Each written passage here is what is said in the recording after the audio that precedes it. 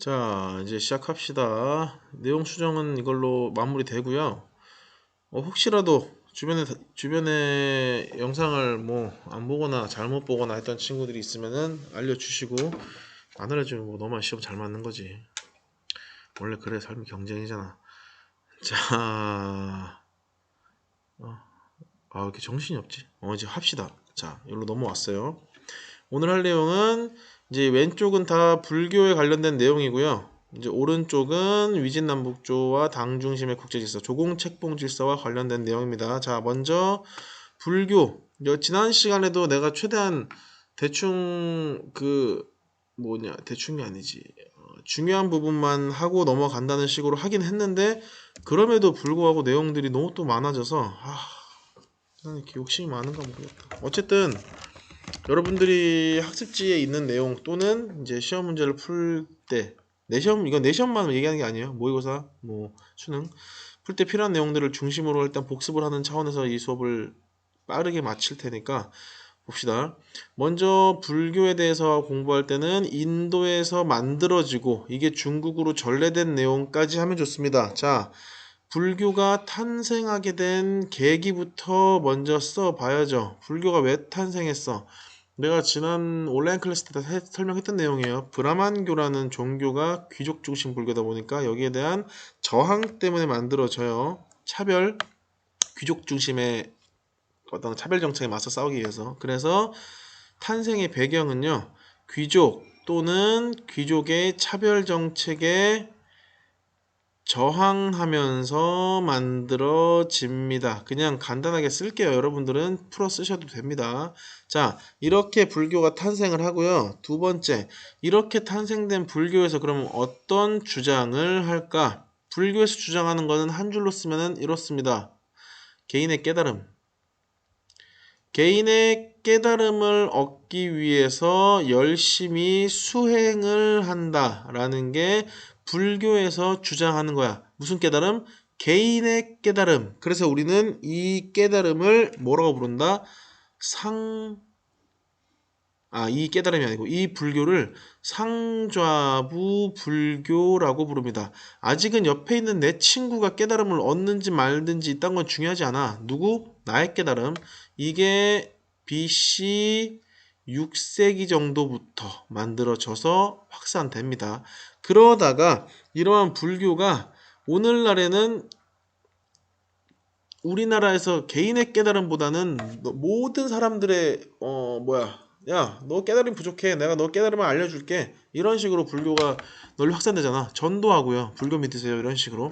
그래서 이러한 발달이 되게 된 계기, 배경은 일단 석가모니를 신격화하기 시작하면서 야, 불교는 개인의 깨달음이 아니고 너만 깨닫는 게 중요한 게 아니라 석가가 말씀하시기를 고통받고 있는 사람들 모두를 구제해줘야 한다고 했어. 대중의 구제. 많은 사람들을 구제해 주어야 한다고 했어 라고 하면서 상좌부 불교가 아닌 대승불교로 발달하기 시작합니다. 이게 기원전 1세기쯤 됩니다. 그러다가 이러한 불교가 확산되기 시작한다. 인도 내에서뿐만이 아니라 국경을 넘어 다른 나라, 다른 지역으로 확산됩니다. 대표적으로 옆나라 중국으로 확산이 되는데요. 중국으로 불교가 확산되던 시기는 중국이 무슨 시대야? 위진남북조 시대야. 위진남북조 시대에 이게 뭐 공기 중으로 코로나 바이러스처럼 확산되겠니? 아닐 거 아니야. 사람들이 왕래하면서 불교라는 게 있대 라고 확산시킬 거 아니야. 그 길이 무슨 길이야? 비단길을 통해서 이 위진남북조 시대에 인도에 있던 대승불교가 중국으로 확산됩니다. 자, 이렇게 확산되고요. 이게 중국에 와서 어떤 식으로 활용됐느냐? 특히 특히 이 나라 위진남북조 시대였잖아. 위진남북조 하면 여러분들이 반드시 알아둬야 할 나라. 한화 정책을 했던 선비족이 세운 나라 어디야? 북위에서 특별하게 이 불교가 많이 활용돼요. 왜냐면 이 사람들이 화북 지역을 차지했고요. 이 사람들한테 쫓겨 내려갔던 남쪽 지역은 물론 불교가 쇠퇴하고 유교가 쇠퇴하고 불교와 도교가 확산된다고 하지만 어쨌든 아직은 유교가 남아 있으니까 이 사람들 말고 유목민이었던 선비족이 만든 나라 북위에서 이 불교를 열심히 믿고 의지하고 확산시킵니다. 이러한 불교를 확산시킨 가장 큰 원인은 황제권, 왕권을 강화하는데 불교가 매우 잘 활용됐기 때문이야. 왕권을 강화하는데 불교의 윤회설 또는 업설 또는 왕즉불사상 이런 것들이 아주 욕이 나겠습니다. 이게 뭔지는 온라인 클래스에서 확인을 하세요. 그것 때문에 지우지 않았으니까. 자, 이런 왕권을 강화하는 무슨 불교로 확산된다? 호국, 나라를 지키다. 나라 국자에 지킬 호자예요. 호국 불교가 확산됩니다. 호국 불교가. 자, 이게 북위에서의 그 불교가 활용되었던 내용이고요. 여기 하나만 더 쓰고 지울게요. 이 북위에서 이 불교에 대해서 아주 멋진 사원, 불상들이 만들어지죠. 룽먼석굴도 만들어지고 또 뭐 있더라? 윈강석굴도 만들어지고 이 내용도 알아두시고요. 여기까지가 인도에서 중국으로 불교가 전래되었던 내용이야. 자, 그렇다면은 이제 인도에서 중국으로 넘어왔어. 이제 중국에서 어디로 넘어와야 돼? 색깔 바꿔야지. 한반도로 넘어올 거 아니야. 그래서 지금부터는 이 한반도에서 불교가 어떻게 전래되었는지 볼 거야. 색깔 그냥 바꾼 거야. 좀 구분 지으려고 여기 이거 때문에. 자, 한반도에서 불교가 전래되고 확산되었던 배경은 똑같습니다. 중국에서 불교를 사용한 이유가 왕권을 강화하기 위함이래. 우리도 왕권을 강화시키려면 뭘 써야겠구나. 불교를 써야겠구나. 라고 해서 왕권 강화를 위해 이 불교를 열심히 도입하기 시작합니다. 위한 수단이라고 하는 게 조금 더 멋들어지겠네. 자, 그래서 우리가 알아둬야 할 나라는 첫 번째 고구려가 있고요. 두 번째 백제가 있고요. 세 번째 신라가 있습니다. 여기는 문장으로 안 쓸게요. 칸이 좁아서 여러분들 어차피 온라인 클래스에 다 나와 있는 내용이고 설명만 하고 단어로 자르겠습니다. 고구려에서 불교를 전래받았던 왕은 소수림 왕이고요. 이 소수림 왕이 불교를 받았던 나라는 중국 북위가 생기기 전에 있었던 전진이라는 나라입니다. 이때 불교를 가지고 들어온 사람은 순도라는 승려입니다. 이거 순도가 나라고 전진이 승려 이렇게 헷갈리면 안 돼요. 전진이 나라, 순도가 사람 이름이에요. 이런 식으로 불교가 전래가 됩니다. 그리고 또 하나 알아둬야 할 사항 중에 하나가 고구려의 해자라는 승려가 일본의 이 사람에게 불교를 열심히 전파하죠. 쇼토쿠테자 유명하잖아. 너희들 학습지에 나와요. 쇼토쿠테자가 소가시가 어렵게 들여온 불교를 널리 확산시켜서 무슨 문화를 창궐시켰다? 창궐은 질병인데 무슨 문화를 확산시켰다? 아스카 문화를 확산시켰다. 나오죠. 자, 그리고 두 번째 백제가 불교를 받아들였던 왕은 침류왕입니다. 침류왕이 불교를 받아들였을 때 불교를 전해준 나라는 동진이고요. 아마 사람 이름, 승려 이름은 마라난타라는 승려일 텐데 이거 몰라도 돼요. 그냥 여기는 썼는데 여기는 안 쓰면 좀 그렇잖아. 그래서 그냥 같이 써준 거고요. 그리고 이 백제는 중국의 위진남북조 시기에 특히 어느 지역과 교류가 많았다? 남조 지역과 열심히 불교를 포함해서 많은 문화적인 교류가 있었어요. 우리가 그러한 내용을 어디서 알 수 있냐면 무령왕릉에 실제 기록이 돼 있어. 알려져 있어요. 자, 마지막 신라가 불교를 받아들인 건요. 신라는 불교를 이미 전에 받아들여요. 한 5세기 정도에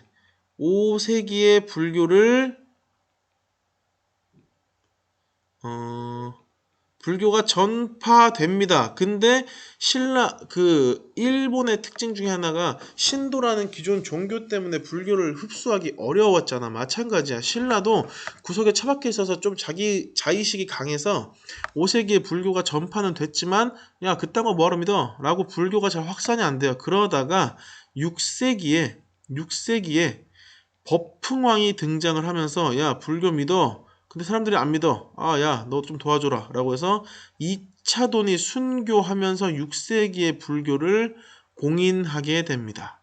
이게 한반도의 불교가 전래되고 확산되었던 과정. 정리 끝. 자, 세 번째, 이제 5번째 줄에 있는 동아시아 불교의 특징 보는 거야. 이렇게 하니까 수업 참 편하네, 그치? 여러분들도 내가 이거를 왜 다시 온라인 클래스 식으로 하냐면요. 교실에서 투표를 했잖아. 내가 4반, 5반 투표 다 해봤고. 우와! 잠깐만. 펜이 날라갔어. 야, 너 소파가 놀랬겠다. 미안하다. 고장난 거 아니야? 오, 씨. 깜짝 놀랐어. 펜이 날라갔어. 바닥으로. 안 돼. 고장나면 안 돼. 내가 이거를 왜 온라인 클래스 했던 식으로 이렇게 찍냐면요. 수업 중에 내가 투표했잖아. 이렇게 손들어서 한번 뭐가 좋은지. 근데 분명히 투표할 때는 직접 판서해주세요가 많았거든. 근데 내가 이거 하고 싶어서 하는 게 아니라 그 다 끝나고 나서 투표 끝나고 금요일날 오후에 학생들이 몇 명 찾아와가지고 쌤 이것도 좋은데 워낙 이거를 원하는 애들이 많아서 제가 말을 못했지만 온라인 클래스로 수업해 주시는 거 좋다. 그걸로도 해달라 라고 특별히 개인적인 요청이 왔어요. 그래서 요걸로도 하는 거야. 요걸로도. 근데 이걸로 하니까 내 몸은 좀 편하네. 덥지도 않고. 자, 동아시아 불교의 특징 다시 봅시다. 우리가 지금 이제 인도에서 중국으로 넘어갔다가 한반도까지 확산된 과정은 봤어요. 근데 동아시아 불교 특징 중에 3가지를 우리가 봐야 하는데 일단 첫 번째로 우리나라에서 불교를 받아들인 이유, 중국에서 불교를 받아들인 이유 둘 다 동일하게 같습니다. 뭐야? 나라를 지키기 위한 호국불교. 그러니까 그 불교라는 종교 자체로도 물론 가치가 있지만 이거를 이용하는 거야. 여기 근데 밑에 쓸려면 좀 많아서 좀 작게 쓸게요. 불교라는 그 종교 자체로도 받아들일 가치가 충분하지만 결국 이거를 어떻게 써먹느냐의 문제거든. 그래서 이 불교를 어떻게 써먹냐? 나라를 지키기 위한 종교의 수단으로 써먹어요. 호국불교. 자, 왕이 곧 부처다. 왕즉불사상 여기 포함되고요. 왕이 곧 부처다. 야, 너희들 부처는 믿는 종교를 갖고 있는 게 불교잖아. 근데 지금 왕이 곧 부처인데 이 왕이 다스리는 나라가 외적의 침입으로 힘들어. 너희들이 나가 싸워줘야지. 이게 호국불교야. 그리고 야, 왜 우리는 맨날 너희 왕만 위해 싸워야 돼? 왜 너는 왕이고 우리는 신하고 우리는 백성이고 우리는 천민이야? 야, 그거는 너희가 왕으로 태어나지 못해서 그래. 윤회설. 왜냐면 너희들이 전생에 업이 너무 많아서 그래. 잘못한 게 많아서 그래. 업설. 너희들이 전생에 죄 지은 게 없었잖아? 그럼 지금 나처럼 왕으로 태어날 수 있어. 다음 생애를 노려볼래? 그렇다면 이번 생에는 너희들이 죄를 짓지 말아야지. 그 말은 뭐야? 나의 말을 잘 들어야지. 나는 누구니까? 부처니까. 근데 내가 누구야? 왕이잖아. 왕즉불사상. 다 합치면 결국 나라를 지키는 데 써먹어요. 호국불교. 그래서 스님들은 살생을 하지 않지만 세소고개, 임전무태라고 하면서 전쟁에 승려들이 나가 싸운다고. 뭘 지키기 위해? 나라를 지키기 위해. 그게 누굴 지키는 거니까? 부처를 지키는 거니까. 호국불교요. 자, 2번째. 호국불교보다 여러분들 시험에 더 잘 나오는 동아시아 불교의 특징 중에 하나가 전통과의 결합입니다. 전통과의 결합. 이게 무슨 말이냐면은 중국이고 우리나라고 일본이고 아니면 또 베트남도 있어요. 중국도 마찬가지고 이형이 아니지. 자, 한반도도 마찬가지고 자, 일본도 마찬가지고 베트남도 마찬가지고 이 불교를 받아들일 때 불교 말고 이미 전통 종교들이 하나씩 있어. 또는 수십 개, 수백 개, 수만 개씩 있어요. 당연히 불교가 처음 들어올 때 이 틈을 비집고 들어와야 할 거 아니야. 근데 불교에 대해 사람들이 저게 뭐야? 라고 하면은 오해하지 마. 너희들이 믿던 거랑 비슷한 거야. 그냥 스스럼 없이 받아들여봐. 라고 확 다가와야 할 거 아니야. 그래서 이 기존의 전통과 불교가 결합하는 내용들이 모든 나라에 공통적으로 나타나요. 어쨌든 외래 종교이기 때문에. 자, 여기는 중요하니까 색깔을 좀 바꿀게요. 빨간색으로 바꿔볼까? 자, 중국은 기본적으로 효도의 그 유교의 나라였잖아. 그러면 효와 충을 중시해. 그 중에 가정에서는 대부분 효를 강조한단 말이야. 근데 불교의 성격상 불교는 절로 출가해야 하잖아. 연을 다 끊고 살아야 하잖아. 사람들이 의심에 빠져. 저거는 우리가 믿던 효랑 관계가 없는데 불교를 믿게 되면은 효를 멀리 하는구나 라고 했더니 불교에서 아니야. 우리 불교도 부모에 대한 효를 엄청 중요시 여겨 라는 책을 써내요. 당나라 때. 이 부모 은중경이라는 책을 발행하면서 우리 불교는 너네가 지금까지 믿어왔던 그 효와 충을 중시하는 유교랑 크게 다를 바가 없단다 라고 불교에 대해서 선입견을 없애주는 책이에요. 자, 한반도에서도 이 기존의 불교가 들어오기 전에 믿던 여러 신들이 있어요. 삼이 왜 나와? 산악신이나 아니면 여러분들 그 산에 가면은 보통 아니면 이런 데 가면은 돌덩이 쌓잖아요. 막 돌 쌓아가지고 막 빌고 하잖아. 아니면 나무에 막 치렁치렁 노란색, 막 빨강색, 뭐 주황색 막 끈 달려 있거나 그런 게 보통 산악신, 용신이라고 표현을 하거든요. 우리 전통 민간 신앙에서 이 산악신, 용신과 이 불교를 결합합니다. 야, 너희가 지금 믿는 그 산악신이랑 그 용신들 얘네랑 우리 불교에서 믿는 것들이랑 크게 다를 게 없어 라고 합리화하는 거예요. 그리고 일본이 시험에 잘 나와요. 일본은 원래 무슨 나라야? 신도라는 종교가 엄청 다양한 나라야. 일본은 믿는 신들이 많아요. 신도라는 종교 때문에. 그래서 코로나19로부터 안전한 우리 학교 만들기. 코로나19 예방을 위한 우리 건강한 불교도 얘들아 이 신도와 다를 게 없단다 라고 하면서 신도와 불교를 하나로 통일시켜요. 우리가 이러한 단어를 특별하게 뭐라고 부른다? 에어컨 사용 시에는 모든 창문을 3분의 1 이상 열어두도록 합니다. 합이라고 부릅니다. 신불습합. 신불습합의 대표적인 예가 하치만 신상이라고 해서 여러분들 학습지에 그 신상, 지팡이 들고 있는 신상 있어요. 이렇게 대머리 이렇게 앉아 있어가지고 여기 손에 이렇게 지팡이 들고 있는 거, 이렇게 생긴 지팡이. 이거 보세요. 이렇게 꼭 나와요. 이렇게 스님 이렇게 있어요. 이렇게 옷 이렇게 입고 있고. 이 하치만 신상이 원래 일본 신도에서 믿는 신이야. 근데 저거 우리 불교에서 믿는 신이랑 모양 비슷하네. 결국 비슷한 거야 신도와 불교는 라고 하면서 신도와 불교를 하나로 합치는 사상이 등장한다고 신불습합이라고 해요. 물통이나 컵, 휴지, 필기 도구 등은 좀만 기다려주죠. 함께 사용하지 않습니다. 기침을 할 때는 반드시 입과 코를 가립니다. 자, 베트남은 발열이나 호흡기 증상, 설사 등의 불교의 불교라고 하면 중복된 말이다. 불상을 37.5도 이상이면 토착신 뒤에 설치합니다. 불교라고 깝치고 나대지 않겠다는 뜻이야. 원래 있던 종교를 존중한다는 뜻이에요. 참 길다. 코로나19로 확인된 친구나 격리된 친구가 있다면 여러분의 응원이 큰 힘이 될 것입니다. 네. 끝. 자, 그래서 이 부분이 시험에 아주 잘 나오는 부분이고요. 아까 얘기했잖아. 이 불교라는 어떤 주제든 간에 동아시아 전체에 어떤 영향을 미쳤는가 이런 부분이 시험에 잘 나오기 때문에 그래서 그냥 이렇게 이해하면 돼요. 동아시아 불교가 중국에서 나타나는 특징의 대표적인 예를 쓰시오 하면 뭘 쓰면 돼? 후모은중경. 동아시아 불교가 어떤 지역과 그 지역의 전통과 결합되는 특징을 일본에서 나타난 예로 쓰시오 하면 뭐로 쓰면 돼?